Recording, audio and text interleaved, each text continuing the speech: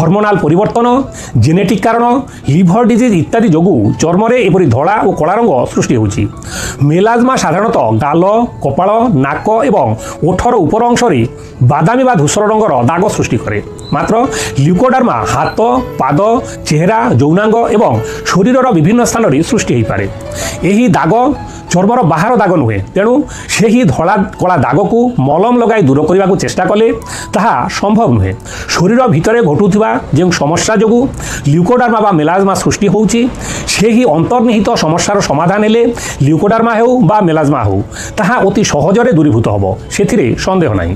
ପରବର୍ତ୍ତୀ ଭିଡ଼ିଓରେ ଲ୍ୟୁକୋଡର୍ମା ଓ ମେଲାଜମା କିପରି ସୃଷ୍ଟି ହେଉଛି ଏବଂ କିଛି ମେଡିସିନ୍ ତାହା ଆଲୋଚନା କରିବି। ଆଜିର ଭିଡ଼ିଓ ଏଠାରେ ଶେଷ କରୁଛି। প্রিয় দর্শক, আমার এই ইনফরমেটিভ ভিডিও আপনার কিপরি লাগিলা কমেন্ট মাধ্যমে জনাতু। যদি ভালো লাগিছি তেবে লাইক ও শেয়ার করে নিজে উপকৃত হওয়া সহিত অন্যকু উপকৃত হওয়া সহযোগ করতু।